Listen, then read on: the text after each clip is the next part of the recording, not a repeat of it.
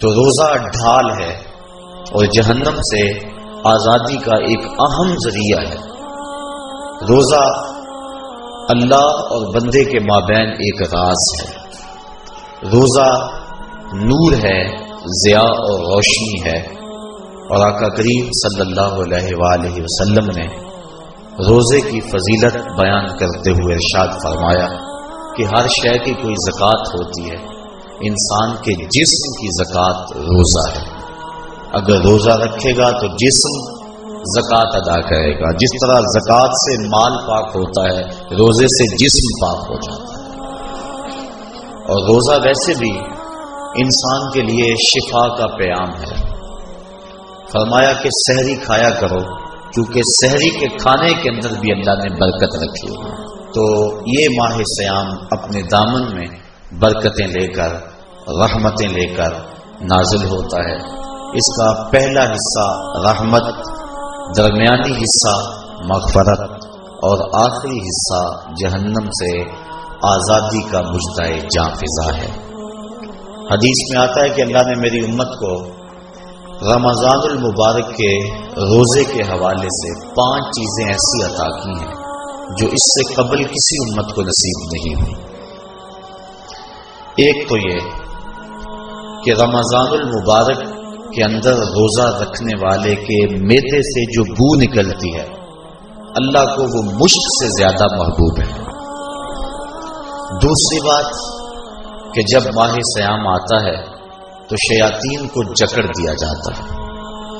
تیسری بات کہ روزے دار جب تک روزے میں رہتا ہے، فرشتے اس کے لیے مغفرت کی دعائیں کرتے رہتے ہیں۔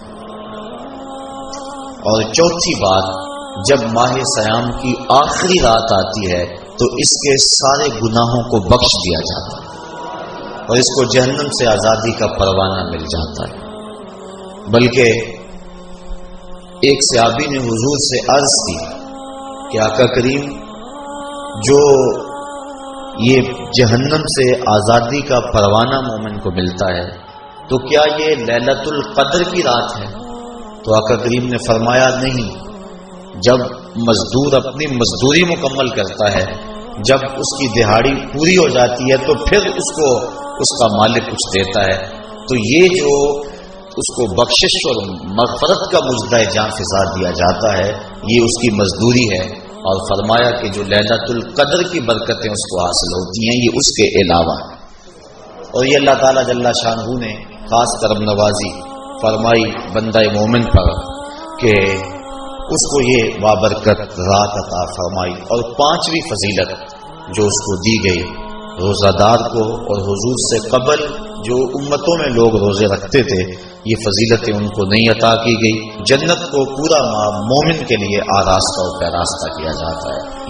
حضرت ابو ہریرہ رضی اللہ تعالی عنہ سے ایک روایت مروی ہے جس کو امام بخاری اور امام مسلم نے روایت کیا کہ آقا کریم علیہ السلام نے ارشاد فرمایا، قال اللہ عز وجل، اللہ جل شانہ ارشاد فرماتا ہے، کل عمل ابن آدم لہو، ابن آدم کا ہر عمل اسی کے لیے ہے، الا الصوم فإنہ لی، ہاں مگر روزہ ہے جو وہ میرے لیے رکھتا ہے، وأنا أجزی بہ، اور اس کی جزا میں اسے دوں گا، والصیام جنۃ، اور سیام روزہ ڈھال ہے، فإذا کان یوم صوم احدکم فلا یرفث ولا یصخب، فَإِن صَابَهُ أَحَدٌ أَوْ قَاتَلَهُ فَلْيَقُلْ إِنِّي صَائِمٌ إِنِّي صَائِمٌ وَالَّذِي نَفْسُ مُحَمَّدٍ بِيَدِهِ لَخُلُوفُ فَمِ الصَّائِمِ أَطْيَبُ عِندَ اللَّهِ مِن رِّيحِ الْمِسْكِ لِلصَّائِمِ فَرْحَتَانِ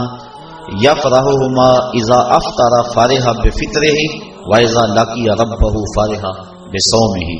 تو فرمایا کہ جب کوئی شخص روزہ رکھتا ہے تو اس کا یہ عمل اللہ کے لیے ہے اور اللہ تعالیٰ اس کی جزا دے گا۔